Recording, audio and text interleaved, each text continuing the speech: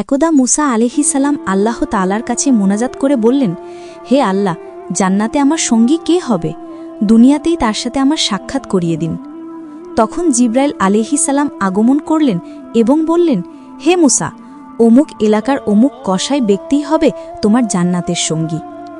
এ কথা শুনে মুসা আলাইহিস সালাম আশ্চর্য হলেন। তার জানার আগ্রহ হল যে কসাই লোকটি কি এমন আমল করে যার বদৌলতে জান্নাতি সে নবীর সাথে পাশাপাশি অবস্থানে থাকার মর্যাদা লাভ করবে। মুসা আলাইহিস সালাম ঠিকানা মোতাবেক উক্ত কসাইয়ের সাথে দেখা করার জন্য তার দোকানে গেলেন। যুবক বয়সী একজনকে গোশত বিক্রিতে মগ্নাবস্থায় দেখতে পেলেন। মুসা আলাইহিস সালাম গভীর মনোযোগ দিয়ে লোকটির কাজকর্ম লক্ষ্য করতে লাগলেন, কিন্তু এমন কোনো বিশেষ আমল তার চোখে পড়ল না যার বদৌলতে লোকটি নবীর সাথে জান্নাতে প্রবেশের মর্যাদা লাভ করতে পারে। যখন সন্ধ্যা নেমে এলো, তখন কসাই ব্যক্তি গোশতের একটি থলে নিয়ে বাড়ির দিকে রওনা হল। মুসা আলাইহিস সালামও উক্ত কসাইয়ের পিছু নিলেন। নিজের পরিচয় গোপন করে তার বাড়ির মেহমান হবার আবেদন করলেন।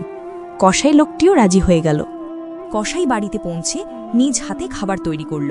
তারপর ঝুলন্ত একটি ঝুড়ি নামালো যাতে একটি বৃদ্ধা ছিল। বৃদ্ধাকে ভালো করে গোসল করালো, তারপর তাকে নিজ হাতে খানা খাওয়ালো। খানা শেষ হলে বৃদ্ধাকে আবার আগের স্থানে রেখে দিল। মুসা আলাইহিসসালাম লক্ষ্য করলেন উক্ত বৃদ্ধা বিড়বিড় করে কি যেন বলছে। বয়সের ভারে উক্ত বৃদ্ধার মুখের জড়তার কারণে তার অস্পষ্ট সেসব কথা পরিষ্কারভাবে বোঝা যাচ্ছিল না। এরপর কসাই ব্যক্তি মুসা আলাইহিসসালামকে মেহমানদারি করালেন, তার সামনে খানা পেশ করলেন। খানা শুরু করার আগেই মুসা আলাইহিসসালাম জিজ্ঞাসা করলেন, এ বৃদ্ধা কে? কসাই লোকটি জবাব দিল, আমার মা, আমি তার খিদমাত করি। মুসা আলাইহিসসালাম জিজ্ঞাসা করলেন, একটু আগে তোমার মা নিজের ভাষায় বিড়বিড় করে কি বলছিল?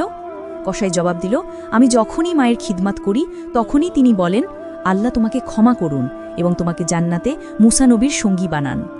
তখন মুসা আলাইহিসসালাম বললেন, হে যুবক, সুসংবাদ দিচ্ছি, আল্লাহ তোমার মায়ের দোয়া কবুল করেছেন। মায়ের সেবার কারণে আল্লাহ তোমাকে জান্নাতে আমার সঙ্গী বানিয়েছেন।